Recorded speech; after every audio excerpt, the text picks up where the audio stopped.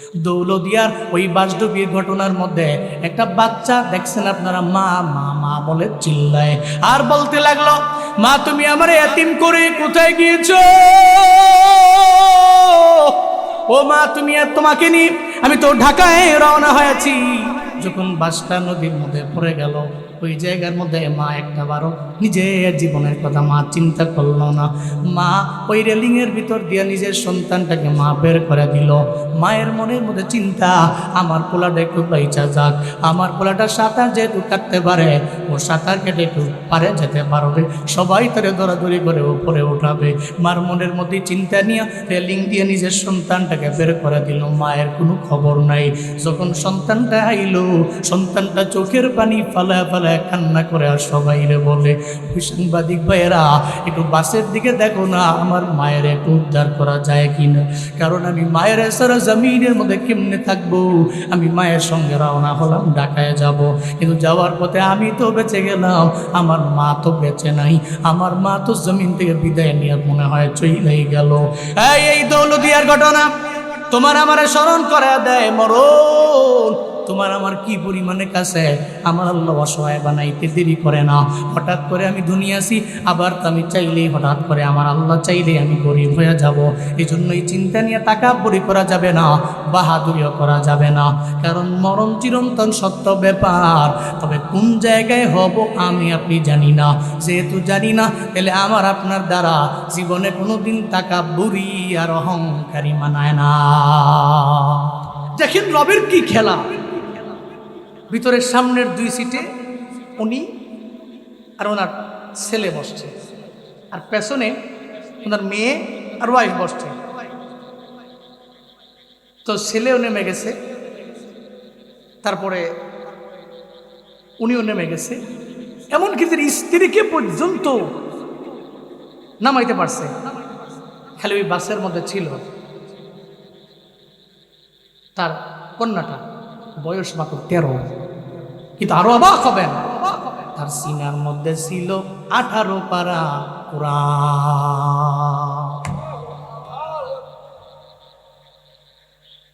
সিনার মধ্যে ছিল 18 পারা কোরআন। 13 বছরের কন্যা। বাবা চোখের পানি ফেলা ফেলা সাংবাদিকরে বলতে লাগলো, কেন আমি আমার কন্যাটারে বাস থেকে আমি নামাইলাম না, কেন আমি নামাইলাম না? যদি কন্যাটারে আমিও নামায়া নিতাম, তাহলে আজকে আমার 18 পারা মুখস্থ করা আমার মেয়েটা এই বাস ডুবিতে মরতো না। হায় হায়, হুজুরও জানে না, জমিনের কেউ জানে না কোন জায়গায় মরণ হবে। তাহলে যেহেতু আমি জানি না, কেউ জানে না, হুজুর জানে না, কেউ জানে না, তাহলে সবার দ্বারা কারো দ্বারা তাকাব্বুরি করা মানায় না। কথা বলেন ঠিক কিনা? মরণ তো আমার কনফার্ম হবে। তো আল্লাহর দরবারে বলা হয়, আল্লাহ যেই জায়গায় আমার মরণ হবে তুমি আমার ঈমানি হালাতে আমার মরণ দিও, কালেমা পড়তে পড়তে আমার মরণ দিও। জগৎ বিখ্যাত একজন ওলিয়ে কামেল হযরত হাসান বসরি রহমাতুল্লাহি আলাইহি, নাম শুনছেন না? হযরত হাসান বসরি বলতে লাগলেন, আমারে জানায়া দাও কি তোমার সেই চিন্তা, 4 চিন্তা তুমি আমারে বলো। নাম্বার 1 চিন্তা হলো, জমিন থেকে একদিন আমি আপনি সবাই তো বিদায় নিয়ে চলে যাব, জমিনের মধ্যে থাকতে পারবো না। তবে আমি ঈমান নিয়ে মরতে পারবো কিনা আমার জানা নাই। কালেমা পড়তে পড়তে আমার মরণ হবে কিনা আমার জানা নাই। আপনি আমাকে এতটুকু এনশিওর করেন, আমার জীবনের শেষ কালিমা হবে লা ইলাহা ইল্লাল্লাহ। এতটুকু এনশিওর করেন, আমি কালেমা পড়তে পড়তে পড়তে পড়তে আমার মরণ হয়ে যাবে। এতটুকু যদি সিউরিটি দেন, তাহলে আমার চিন্তা দূর হয়ে যাবে। কারণ কালেমা পড়তে পড়তে যদি আমার মরণ হয়, ঈমান নিয়ে মরলে মুমিনের মরণটা তো বড় দামি মরণ। ও মরণ বরণ করতে দেরি হয়ে যাবে, ওপারে গেলে আমার মাওলার সাথে মোলাকাত হবে, আর জান্নাতে যাইতে দেরি হবে না। চিল্লা পড়া যাবে কি সুবহানাল্লাহ। কারণ মুমিনের মরণটা মুমিনের জন্য তোহফা, বড় লেভেলের হাদিয়া। কারণ মরণটা হলো একটা লেকের মতো, খালের মতো। ওই খালের এপারে আমি দাঁড়িয়ে আসি, ওপারে আমার আল্লাহ, যে কোনো সময় তো আমার মরণ হবে। যদি সত্যিকারের খাঁটি ইমানদারের মরণ হয়, ইমানি মরণ যদি আমার হয়, তাহলে লেকের ওপারে গেলে আমি আল্লাহকে পাবো, আল্লাহকে পাইলে আমি জান্নাত পর্যন্ত পৌঁছতে পারবো। তো এটাই তো মুমিনের জীবনের মরণটা একটা খালের মতো, লেকের মতো। ও আল্লাহর বান্দারা, আবু বসরিও চিন্তার মধ্যে পড়ে গেলেন, আমি ইমান নিয়ে কবরের মধ্যে যেতে পারবো কি পারবো না। আমার এই নিয়ে আমার বড্ড চিন্তা, কারণ ইমান নিয়ে আমি মইরা গেলে আমি জান্নাতি হয়ে যাব। খায়বারের যুদ্ধে আমার পয়গম্বর সাহাবায়ে কেরামকে সঙ্গে করে নিয়ে গেলেন। খায়বারের যুদ্ধের মধ্যে সাহাবায়ে কেরাম সব যখন বাইরে দাঁড়ায় আছে, তাঁবুর মধ্যে আমার পয়গম্বর আমার আল্লাহর সঙ্গে সম্পর্ক লাগায় আল্লাহর দরবারে বলতে লাগলো, ও আল্লাহ, সাহাবায়ে কেরাম নিয়ে খায়বারের প্রান্তে আসলাম। আল্লাহ গো, খায়বারের দুর্গ জয় করার জন্য যতটুকু সামর্থ্য দরকার আমাদের কাছে নাই। তবে সাহাবায়ে কেরাম দুর্বল হতে পারে, এদের ঈমান তো জীবনে কোনোদিন দুর্বল হতে পারে না, কারণ সাহাবায়ে কেরামের ঈমান বড় মজবুত। এদের ঈমানের কাছে জমিনের কোনো শক্তি আর পাওয়ার চলে না, ঠিক কিনা? নবীজি আল্লাহর দরবারে বলতে লাগলেন, আল্লাহকে বলতে লাগলেন, মাওলা রে, আমি জানি আমার সাহাবায়ে কেরামদের এবিলিটি নেই, আমি জানি সামর্থ্য নেই, তবে এতটুকু জানি আমার সাহাবায়ে কেরামের ঈমান বড় মজবুত আছে। সাহাবায়ে কেরাম যখন তাঁবুর বাইরে দাঁড়ায় আছেন, আমার পয়গম্বর তাঁবুর মধ্যে একা একা আমার আল্লাহর সাথে সম্পর্ক লাগায়। ওই মুহূর্তে একটা ইহুদি আসলেন। আপনাদের একজন লিডার আছে, যে লিডারের ব্যাপারে আমরা শুনি, ওই নেতার সঙ্গে কি আমি সাক্ষাৎ করতে পারবো নাকি? ওই কেন পারবা না? আমার নবী সবাইকে সমান চোখে দেখে, তুমি সবার সঙ্গে মোলাকাত করতে পারবা। এটা বলতে দেরি সঙ্গে সঙ্গে বড় অবাক হয়ে গেল। ইহুদিদের আকাল কয়, কোন জায়গার মধ্যে আছে? ওই তাকায় দেখ, ওই যে তাঁবু দেখা যায়, ওই তাঁবুর মধ্যে আমাদের লিডার মানে আমাদের পয়গম্বর ওই জায়গার মধ্যে বসে রয়েছে। চিল্লায় আওয়াজ করে পড়া যাবে কি মারহাবা? নবীজি ডাক দিয়ে নিয়ে ইহুদিদের আকালদের নবীজির সামনে বসালেন। সামনে বসলো। এবার ইহুদি রে, কি জন্য আইলা? তাঁবুর মধ্যে আমি নবীজি আল্লাহর সঙ্গে আমার সম্পর্ক আমি লাগাইতেছিলাম, এই সময় তুমি আমার কাছে কেন আইলা? ইহুদি কয়, আপনি সব সাহাবায়ে কেরামের লিডার আমি জানি, তবে আপনার একটা দাওয়াতের কথা আমি সবার মুখে মুখে শুনতে পাইলাম, আপনি নাকি একটা দাওয়াত দেন। সেই দাওয়াতটা কি? কয়, সেই দাওয়াতটা হলো লা ইলাহা, আল্লাহ ছাড়া কোনো ইলাহ নাই, এক আল্লাহর ইবাদত করো। যদি এক আল্লাহর ইবাদত করতে পারো, তাহলে সফল কাম হয়ে যেতে পারবা। এই যে একটা দামি একটা দাওয়াত, এই দাওয়াতটা আমি দেই, সাহাবায়ে কেরামরা এই দাওয়াত দেয়। ওই যদি আমি কালেমা পড়ে এই মুহূর্তে আপনার সামনে মুসলমান হয়ে যাই, তাহলে আমার কি ফায়দা হবে, আমার কি উপকার হবে, আমায় বলেন না। আল্লাহ নবীজি বলে দিলেন, ইহুদিদের রাখাল, তুমি যদি কালেমা পড়ে মুসলমান হয়ে যাও, তাহলে তুমি হয়ে যাবে একজন ইমানদার। আর ইমানদারদের জন্য পুরস্কারের ব্যাপারে আমার আল্লাহ তো কোরআনের মধ্যে জানায় দিল, ইন্নাল্লাযীনা আমানু ওয়া আমিলুস সালিহাতি কানাত লাহুম জান্নাতুল ফিরদাউসি নুজুলা। চিল্লায় পড়েন আল্লাহু আকবার। আল্লাহ জানায় দিয়েছে, দুইটা শর্ত তুমি মেনে নাও। নাম্বার 1, ইমানটাকে মজবুত করে তুমি আগায় যাও, ইমানের পরে নেক আমল করো। যদি দুইটা গুণে নিজের গুণান্বিত বানাইতে পারো, তাহলে আমি আল্লাহ জান্নাতুল ফিরদাউস তোমার জন্য অবধারিত করে রাখলাম। তুমি যদি কালেমা পড়ো, তাহলে তুমি জান্নাতের মেহমান হয়ে যাবা। আর কোনো ফায়দা আমার হবে কিনা? 2 নাম্বার, তুমি যখন কালেমা পড়ে মুসলমান হয়ে যাবা, তুমি সাদা কালো তোমার বডিতে গন্ধ আসে না নাই, এই ব্যাপারে আমরা চিন্তা করব না। আমার কাদের সঙ্গে তোমার কাঠটা মিলে যাবে। সাহাবায়ে কেরামরা কালকে দেখে মানে তুমি কালেমা পড়ার পরের থেকে তোমার ভাই হয়ে যাবে, তোমার চিন্তাও করা লাগবে না, তোমার জন্য এরা জীবন দিতেও দ্বিধা করবে না। চিল্লায় পড়া যাবে কি সুবহানাল্লাহ? কেমন বুঝি? কয় হ্যাঁ।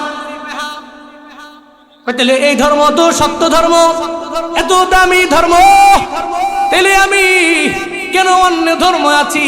আমার পরে দিন সবে আমার সঙ্গে পড়ুন লা ইলাহা ইল্লাল্লাহ মুহাম্মাদুর রাসূলুল্লাহ। কালেমা পড়ে মুসলমান হয়ে গেছে। এবার নবীজিকে বলতে লাগলেন, পয়গম্বর এবার বলেন না, আমি তো কালেমা পড়ে মুসলমান হয়ে গেলাম, এখন আমি কোন আমলটা করব? নবীজি বললেন, এখন নামাজের সময় না যে তোমাকে নামাজ পড়ার জন্য আমি বলবো, এখন রোজার সময় না তোমাকে আমি রোজা রাখার জন্য বলবো, এখন দান সৎকার করার সময় না যে আমি তোমার দান সৎকার করার জন্য বলবো। এই ইহুদিদের রাখাল, এতক্ষণ তুমি ইহুদি ছিলা, এখন তুমি নব মুসলিম হয়ে গেলা, এখন তোমার জন্য সবচেয়ে বড় কাজ হলো জিহাদের ময়দানে যাওয়া। কারণ খাইবারের প্রান্তরে সাহাবায়ে কেরামেরা এরা যুদ্ধ করার জন্য এই ময়দানের মধ্যে হাজির। তুমি যদি এদের সামনে যাও, এদের সঙ্গে যাইয়া এদের সঙ্গে কাঁধে কাঁধ মিলে যুদ্ধের ময়দানে যুদ্ধ করতে পারো, যদি শহীদ হইতে পারো, তাহলে তোমার কপাল বড় ভালো, বড় ফায়দা। এবার ইহুদি কয়, ও পয়গম্বর আমার, এখন যদি আমি সাহাবায়ে কেরামের সঙ্গে কাঁধে কাঁধ মিলাইয়া যদি আমি ওখানে গিয়ে যুদ্ধের ময়দানে যদি আমি শহীদ হয়ে যাই, তাহলে শহীদ হয়ে গেলে আমার জন্য কি ফায়দা, আমার জন্য কি উপকার, তাহলে আমায় বলে দেন না। আমার পয়গম্বর বলে দিলেন, ইহুদিদের রাখাল তুমি ছিলা, নব মুসলিম আমার সাহাবী, তুমি যদি যুদ্ধের ময়দানে যাও আর যদি ওখানে গিয়া জোশ লয়া তুমি যদি যুদ্ধ করে শহীদ হয়ে যাইতে পারো, তাহলে হাসরের ময়দানে আমার আল্লাহ তোমার কাছ থেকে জমিনের অন্য কোনো বিষয়ের কোনো হিসাব নিবে না। কারণ হাসরের ময়দানে আল্লাহ শহীদের ডাকবে, এই শহীদেরা আমার কাছে আসো। দেখা যাবে কারো হাত নাই, আবার দেখা যাবে কারো পা নাই, এমন হালাতে রক্ত মাখা বডি নিয়ে আমার মাওলার দরবারে হাজির যখন হয়ে যাবে, আল্লাহ পাক বলবে তোমরা কারা? এরা বলবে আমরা শুহাদা, জমিনের মধ্যে দিন কায়েম করার জন্য আমরা জমিনের মধ্যে আমাদের জীবনটাকে বিলীন করে দিয়ে আসলাম, আমাদের গোসলও দেওয়া হয় নাই, বিনা গোসলে কবরের মধ্যে দেওয়া হলো।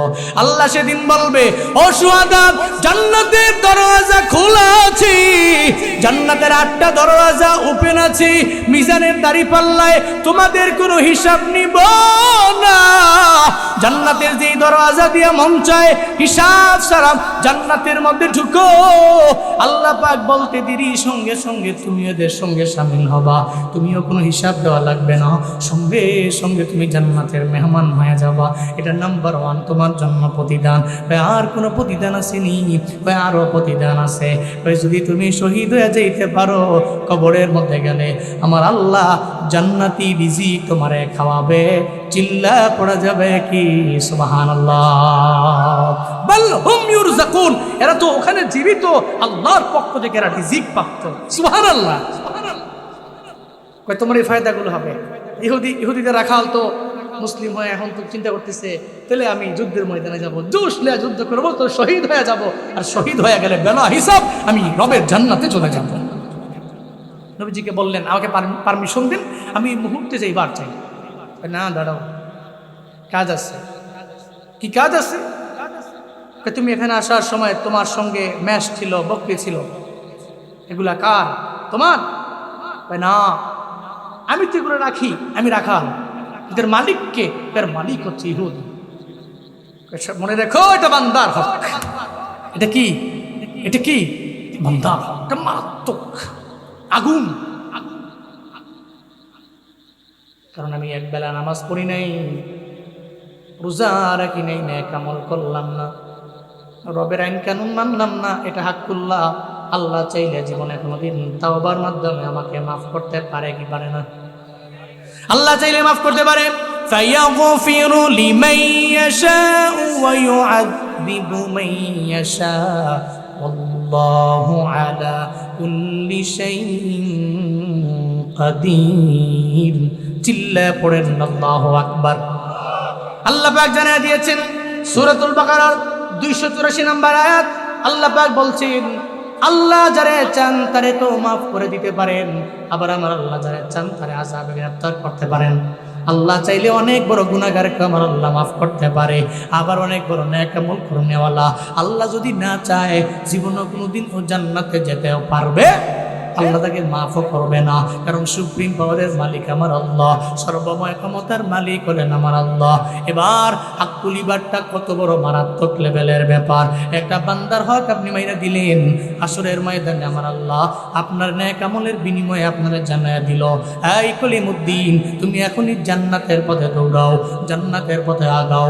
মাঝখানে যাওয়ার পরে হঠাৎ করে একজন সামনে দাঁড়ায় যাবে, কে তুমি সামনে দাঁড়াইলা, এত বড় সাহস তুমি কোত্থেকে পাইলা, আমি জান্নাতের পথে যাই তুমি আমার সামনে দাঁড়ানো কেন? সে দাঁড়ায় যাবে, সে তখন বলতে থাকবে ওয়ারক বাজারের মধ্যে আমি ব্যবসা করতাম, তুমি আমার দোকান থেকে মাল কেনার জন্য তুমি ওখানে যাইতা, এমন হালাত হয়ে গেছে তুমি আমার থেকে মাল কিনতে কিনতে একটা পর্যায়ে অনেক ঋণ করলা, ওই ঋণের টাকাটা তুমি আমার দাও নাই, তোমার নেতায় ক্ষমতা আসার পরে ওই টাকা দিবা দূরের কথা, উল্টা আমার দোকান বন্ধ করার হুমকিও তুমি দিয়া দিলা।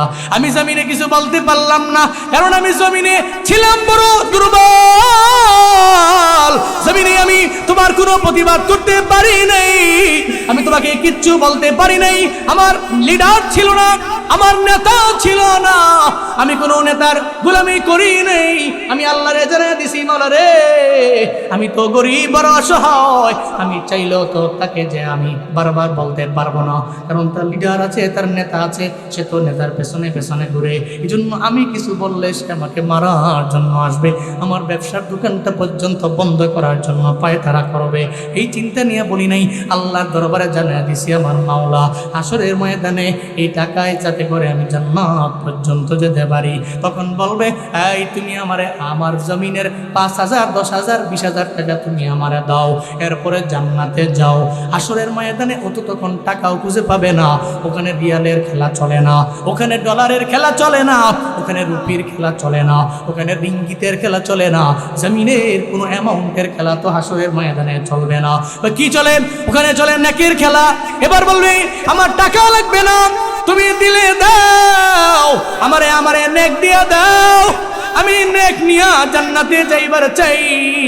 এটা বলার পরে সে বলবে তুমি তো আমার কাছ থেকে টাকা পাইতা, এখন আমি টাকা কেমনে দিব, নেক ছাড়া আমার কাছে কোনো পুঁজি নেই। আসরের ময়দানে নেক আদান প্রদান হয়ে যাবে, দেখা যাবে কনফার্ম জান্নাতি ব্যক্তিটা নেক আর নেক দিতে দিতে নেকের পাল্লাটা হালকা হয়ে যাবে, বান্দার হক আদায় করতে যাইয়া জান্নাত থেকে কনভার্ট হয়ে জাহান্নামের দিকে চলে যাবে। আর ওই ব্যক্তিটার নেক আমলের পাল্লা হালকা ছিল, টাকার বিনিময়ে নেক নেওয়ার কারণে নেকের পাল্লা ভারী হয়ে গেছে, কনফার্ম জাহান্নামী ব্যক্তিটা রবে জান্নাতি হয়ে গেছে। চিল্লা পড়া যাবে কি মারহাবা। কনফার্ম জাহান্নামী ছিল ও জান্নাতি হয়ে গেছে, কনফার্ম জান্নাতি ছিল ও জাহান্নামী হয়ে গেছে। কেন?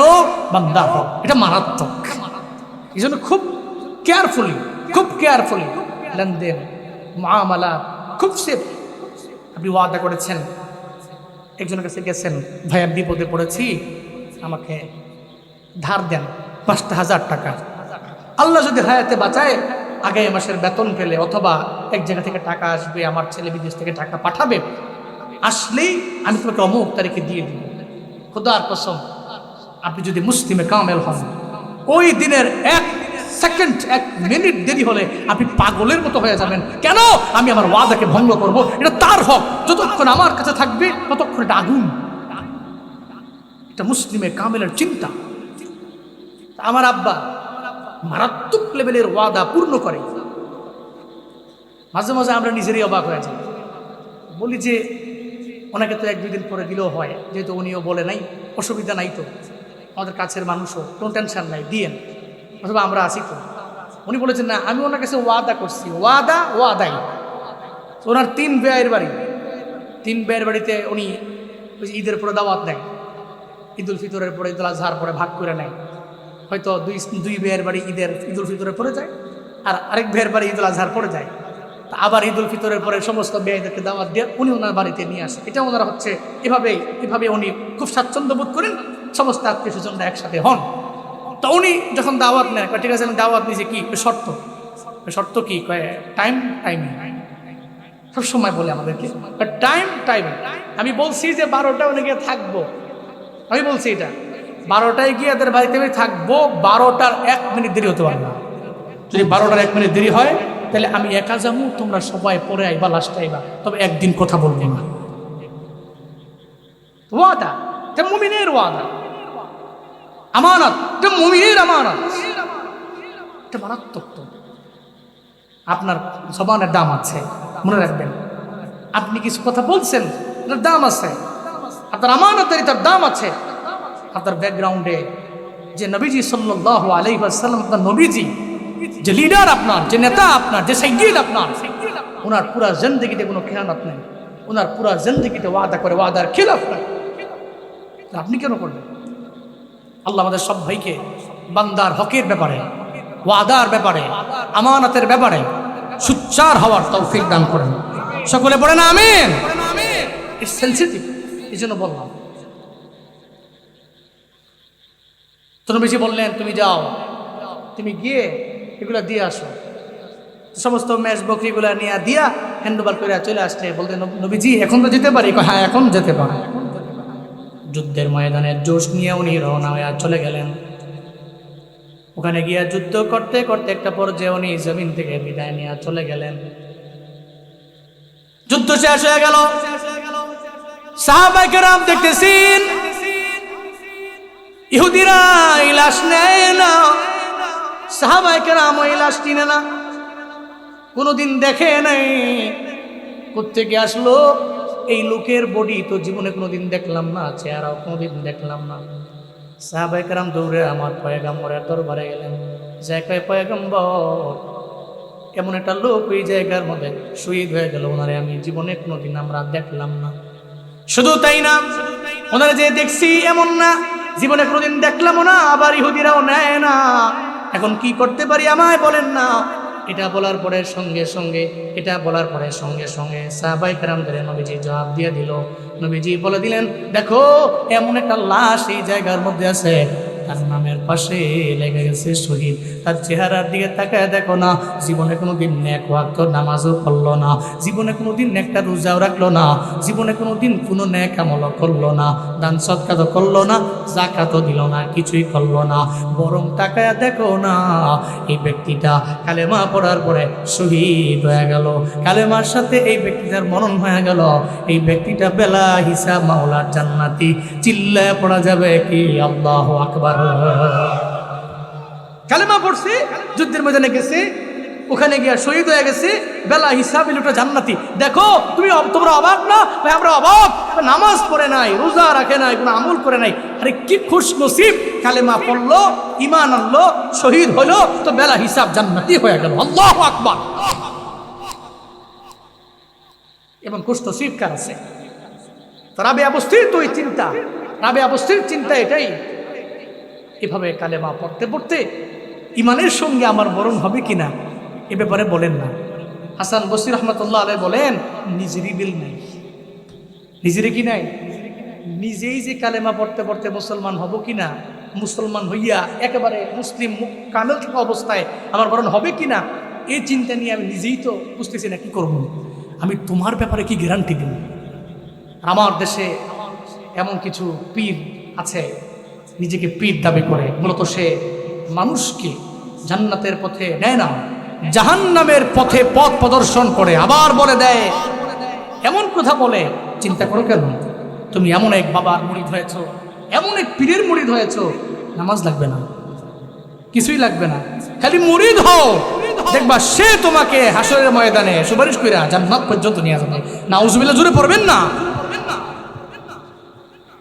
জগৎ বিখ্যাত ওলিয়ে কামেলরা একজন ওই কথা বলতে পারে নাই।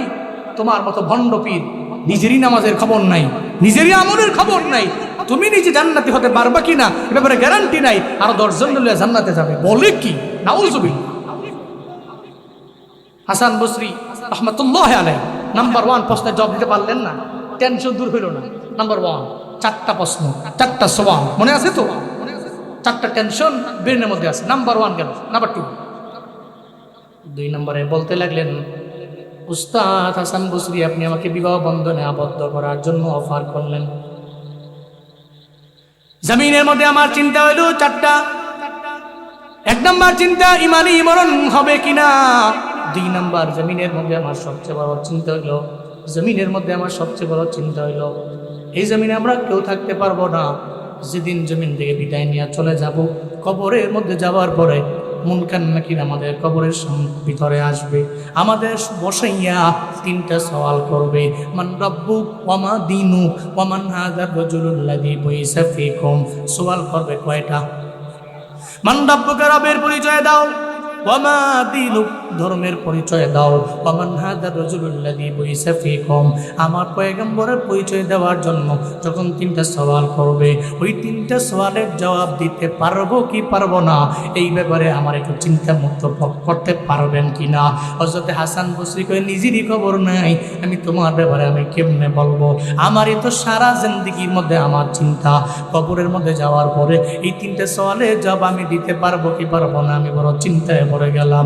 কারণ সেই চিন্তা নিয়ে আম্মাজান খাদিজা আমার পয়গম্বরের সামনে কান্না করে। আম্মাজান খাদিজা আমার নবীজির দুঃখের দিনের বিবি, এরপরেও আম্মাজান খাদিজা ইন্তেকালের আগে চোখ দিয়ে গড়ায় গড়ায় পানি পড়ে। উনি হুজরাখানার মধ্যে চোখের পানি ফেলায় ফেলায় কান্না করছেন। আমার নবীজি গেলেন, যা বলতে লাগলেন, খাদিজা তুমি আমার দুঃখের দিনের স্ত্রী, তুমি কেন কান্দো?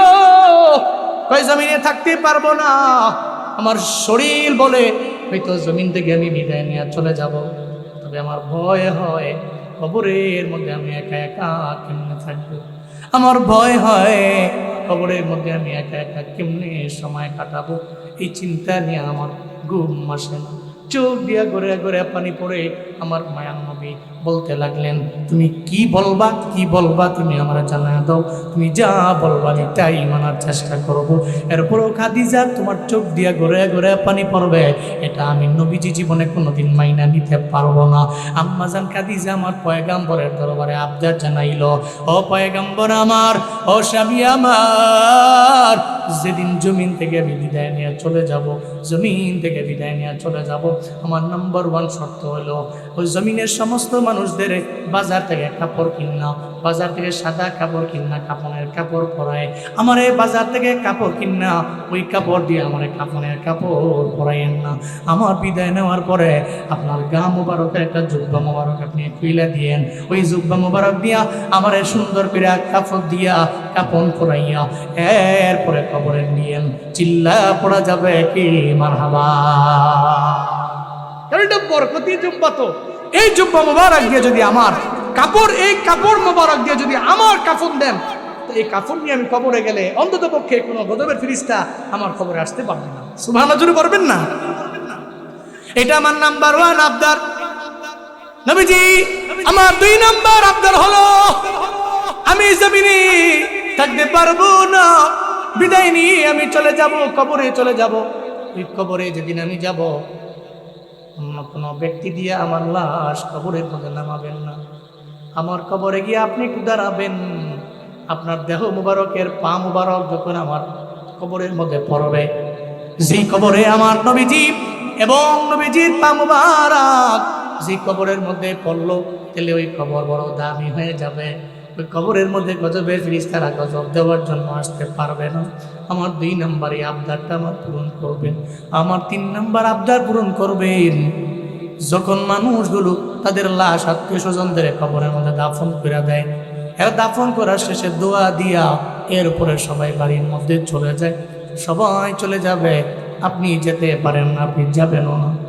কারণ যদি আপনি চলে যান, কবরের মধ্যে আমি একা হয়ে যাব। ওই কবরের মধ্যে মুনকার নাকির আমার সামনে আসবে, আমার সওয়াল করবে 3টা। এই 3টা সওয়ালের জবাব তো আমি দিতে পারবো কি পারবো না, এই ব্যাপারে আমার মনের মধ্যে বড় চিন্তা আছে। পয়গম্বর আপনি জায়গার মধ্যে দাঁড়াইয়া যখন 3টা সওয়াল করবে আমার পক্ষ হইয়া, এই 3টা সওয়ালের জবাব আগে দিবেন, এরপরে আপনি বাড়ি যাবেন। বলেন আমার আবদার রাখবেন কিনা? চিল্লা আওয়াজ করে পড়েন একবার মারহাবা। কয়টা আবদার? 3টা আবদার। ইন্তেকালের আগে 3টা আবদার আপনি মানবেন কিনা? তাহলে আমার চোখের পানি বন্ধ হয়ে যাবে। সুবহানাল্লাহ পড়বেন না? তুমি যে বললেন তোমার এই 3টা আবদারই আমি পূরণ করলাম। আম্মাজান খাদিজার ইন্তেকাল হলো, তারপরে ওনাকে বাজার থেকে কাপড়াই না, কাফনের কাপড় পরায় না, নবীজি সাল্লাল্লাহু আলাইহি ওয়াসাল্লামের জুব্বা মোবারক দিয়ে কাফনের কাপড় দিয়ে ওনাকে পেঁচাইলেন, পরাইলেন। এরপরে দিয়ে কবরের মধ্যে যখন নামাবে, তখনও পয়গম্বর সাল্লাল্লাহু আলাইহি ওয়াসাল্লাম আম্মাজান খাদিজাকে ওখানে নামালেন। উনি নিজের হাত মোবারক দিয়ে নামালেন। নামানোর পরে পশ্চিম দিকে মাথাটা ঘুরাই দিচ্ছেন বারবার, কাবার দিকে। আমাদের এখান থেকে পশ্চিম দিকে, ওখান থেকে কাবার দিকে ঘুরাচ্ছেন, বারবার ঘুরাচ্ছে, কিন্তু কাবার দিকে যায় না, খালি আসমানের বরাবর হয়। সুবহানাল্লাহ জোরে পড়বেন না, তাহলে সোজা থাকে, বারবার নবীজি কাবার দিকে ফিরায়। নবীজি চিন্তায় পড়ে গেলেন, চোখ দিয়ে ঘোরা ঘোরা পানি পড়ে। আল্লাহর দরবারে বলতে লাগলেন, হে মালিক, আমি আমার খাদিজারে কবরের মধ্যে শুয়াইছি, আবার আমি নামাইছি, বারবার আমি তার চেহারাটাকে কাবার দিকে ফিরে দিই, কেন কাবার দিকে থাকে না, বারবার কেন আসমানের দিকে চলে যায়? মওলা রে, আমার খাদিজার প্রতি তুমি কি রাগ, আমার খাদিজার প্রতি তুমি কি ক্রোধান্বিত হয়ে আছো? আল্লাহ রে, আমার খাদিজার প্রতি রাগান্বিত হইও না, আমার খাদিজার প্রতি ক্রোধান্বিত হইও না। এই মক্কায় আমার কেউ ছিল না, আমার মা ছিল না, বাবা ছিল না, দাদা ছিল না, সবাই আমার বিদায় নিয়ে চলে গেল। খাদিজা আমার পাশে এসে দাঁড়ায় গেছে, আমার খাদিজার প্রতি তুমি রাগ হইও না। এ কারণে আমি কবরে খাদিজার লাশটাকে আমার হাত মোবারক দিয়ে আমি নামাইলাম, আমি কাবার দিকে ফিরে দেই। কাবার দিকে ফিরে দিলে বারবার কেন আসমানের দিকে যায়? আল্লাহ পাক রব্বুল আলামিন কয়, ও জিবরাইল তুমি যাও যাও, আমার মায়ার নবীরে গিয়ে সান্ত্বনা দাও, আমার মায়ার নবীর দরবারে গিয়ে আমার নবীরে জানায়া দাও, নবীর কোনো চিন্তা নাই, কোনো টেনশন নাই, নবীর কান্না করা লাগবে না, আমার নবীরে গিয়ে জানায়া দাও যতই আজকে চেষ্টা করবে বারবার কাবার দিকে মুখটা ফিরে দেওয়ার জন্য, কাবার দিকে মুখটা ফিরে দেওয়ার জন্য, খাদিজার মুখ তো কাবার দিকে ফিরে যাবে না, কারণ খাদিজাকে আমার আল্লাহই তো বড় মহব্বত করে। আল্লাহ চায় না খাদিজার চেহারা কাবার দিকে ফিরে থাকুক, আল্লাহ চায়, আল্লাহ ফেরেশতাদের যা কয় আমার নবী কাবার দিকে ফিরে দিছি, খাদিজার চেহারাটারে আমার দিকে ফিরে দে। আল্লাহু আকবার, আমার দিকে ফিরে দে, আমি দাঁড়িয়ে দেখবো, আমার মন দিয়ে আমি দেখবো, সারা জিন্দগি লাগা দেখবো, কিয়ামত পর্যন্ত আমি দেখবো তার চেহারাটা দেখে দেখে আমি আল্লাহ তার জিন্দগির যত অন্যায় সব মাফ করে দিমু, আমি তার জান্নাতের মেহমান বানায় দিমু।